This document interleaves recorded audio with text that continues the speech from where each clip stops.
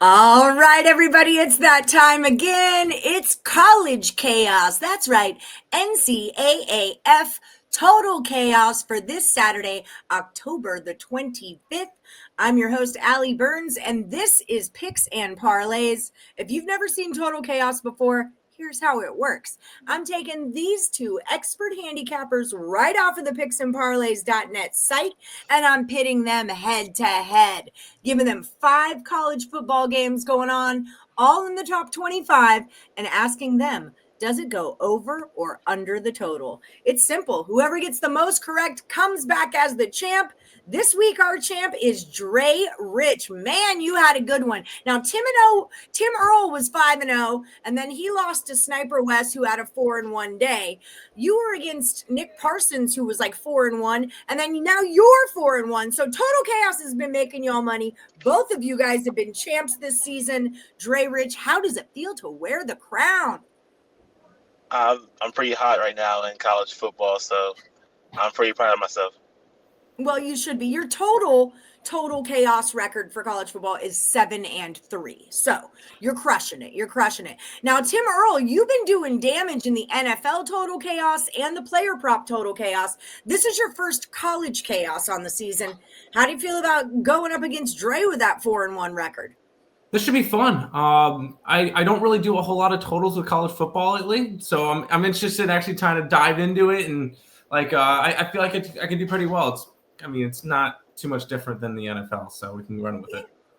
I mean, there's things, but there's things, and we got things. It's still football. It's all still football. Okay, so without further ado, let's get this party started. Everyone, hit the like button. You're here. We're here. The content's free. What's not to like? Jam on that thumbs up for us.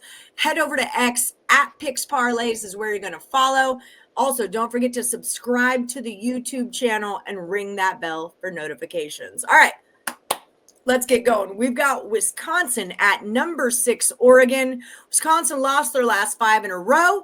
Oregon lost for the first time against Indiana, but they bounced back in their last one against Rutgers. The total went from a 42.5 to a 44.5, and that's our number for the round. Dre Rich, Wisconsin, Oregon, over or under 44.5. I'm going to have to go with the over in this matchup. It's in Oregon. They usually play a lot better, but they haven't really played a lot of competition at home this season. I think it's going to be a good chance for them to really showcase their offense as they usually do in Oregon. Wisconsin, they are not a very good team. They also haven't played defense this easy.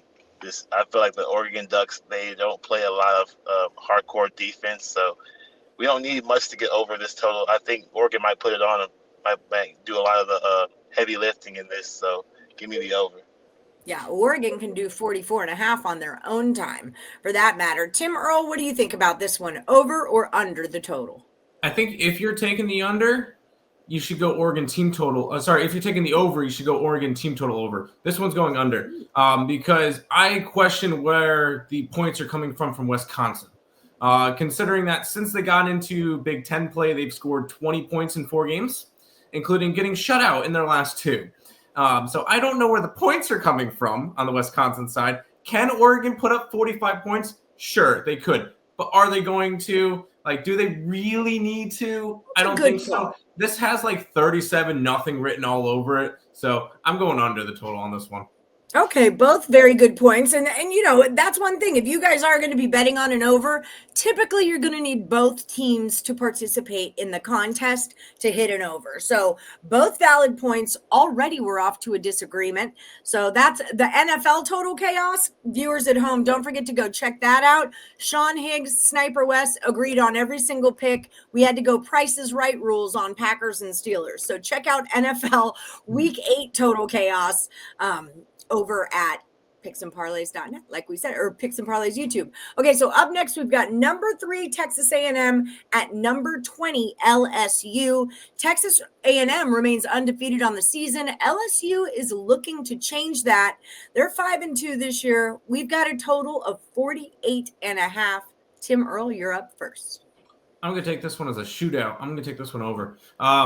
I think you're going to want to see LSU try to really show off more of their offense. Last week, they're coming off of a 31-24 loss to Vanderbilt, which Vanderbilt's top 10 now, so that's kind of cool. But anyways, you've got LSU that's going to want to bounce back and put up more points, and Texas A&M can put up points. A&M's gone over in 5 out of their 7 games. 48.5. I think this one hits into the 50s. All right, I like it. Dre, what do you got here? I like the over in this matchup as well. Texas A&M, they are a very pass-heavy team, a very high-scoring team. They're a fast-paced team, and I think that's what's going to be needed for LSU to win this game. I don't think they're going to win the game, but they're going to have to be ready for a shootout because that's what this Texas team does. And their offense hasn't been the best, and their defense has actually been kind of disturbing because they're usually really good defensively, but they've let teams more inferior to Texas A&M put up 20 or plus points, so I think they might do the same thing here. So give me the over. All right, disturbing, LSU. Do you hear that? You're keeping Dre Rich up at night. Get your defense together, for crap's sake. Okay, so big civil war here. We've got little brother, number 25, Michigan Wolverines, taking on Michigan State. The total on this one's a 47.5. Dre, it's on you. I like the under in this game, the under, because these teams, they're interstate teams. It's a good rivalry. Michigan State for sure is a run-first team overall. They don't move the ball very fast down the field. They want it to be gritty. I think defenses both show up here, and I have to take the under. All right, so you're not losing sleep over this defensive matchup. Tim Earl, are you over or under the 47.5? I'm not going to lose sleep over any college football matchup, but unless it's unless it's ECU losing a lot. Anyway, no, I like this one under too. This is another one where we've seen these two teams be very defensive against each other when they do play in the past.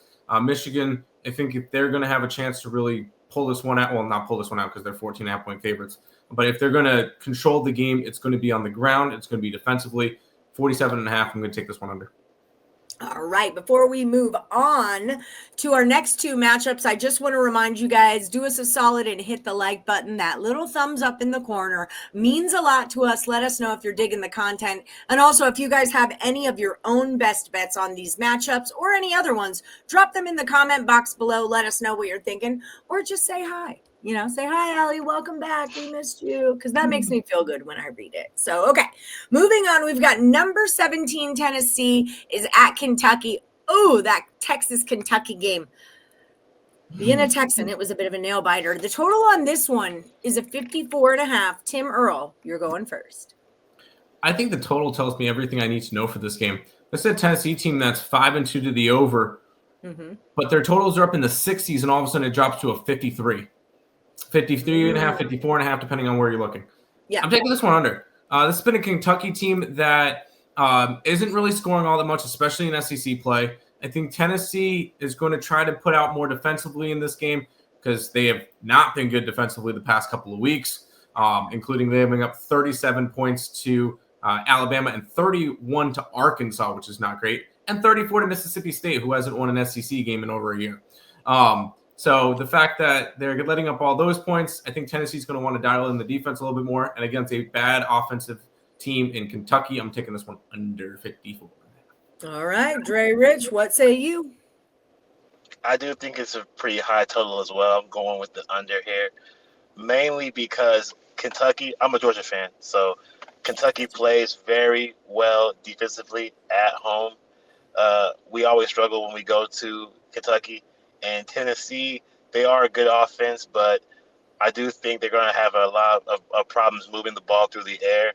And Kentucky's a run-first team as well, so they're going to be killing the clock, trying to keep those pass-heavy teams off the field. So I have to take the under here. All right, we agree again. Last one for the round. My Houston Cougars are at number 24, Arizona State. Houston is 6-1 on the season. Devils are 5-2. The total on this game is a 47.5. Dre Rich, the champ. What do you got? Over or under 47.5? I'm going to go over 47.5 in this game. I think Arizona State's their defense is not that great. I do think that the Cougars can put points up on them.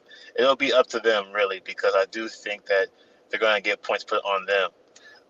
It's really hard to tell who's going to win this game, but I do know that both teams have very good offenses and can definitely do damage. So give me the over. Over we go. All right, Tim Earl, what do you got? I want them to show respect to your Cougars. Why aren't they ranked 6-1 this year? They're actually good this year. I was wondering the same thing. Is it a conference? Is it a strength of schedule issue? Like, right yeah, now, I was according to the rankings, they're 29th. They're they got the fourth amount of votes that didn't get ranked, behind USC, Utah, and Tulane. Was Arizona State in the top 25 last week? No, they were not. They hopped back into it after they beat that's what I was thinking. This is like a curse of the 20s thing. Remember my curse of the 20s? When a team just pops into the 20s, it's like they trip over their own ding dongs, right? Like it's that situation. And Houston, who has a better, who's the better team, in my opinion, wants up in there, right? So this is a trip over your own wang situation for me. Okay, go ahead. Sorry, Tim, as you were. I like the over in this game, and I'll even add one more thing to it. I think Houston wins this game outright. I know they're 7-point dogs, but they're going to win this one. It's a letdown spot for Arizona State after beating undefeated Texas Tech last week. I like the spot for Houston as well, but I like this one total over. Houston's offense has been great all year. I think they're able to score. Arizona State, even though they don't have Scattaboo like they did last year, they're definitely going to be able to put up some points on offense. So I like the over in this game. And give me Houston outright. I love that. I am all over that, and I'm so happy to hear you say that, for that matter. Okay, so here's your recap. Okay, so it's Wisconsin at Oregon.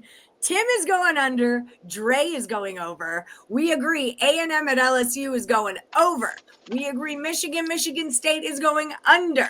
We agree Tennessee, Kentucky is going under. And we agree that Houston and Arizona State are going over. And me and Tim agree that Houston, as the dog on the side, is your play. All right, Dre, how do you feel about Houston winning outright?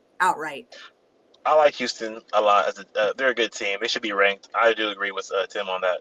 Okay, beautiful. And Allie, because I like it too. Okay, no, I just want to play. I just want to be in with the gang. Okay, so everybody, thank you guys so much for watching. Now, if you're looking for the premium plays out of these two guys, head over to picksandparlays.net.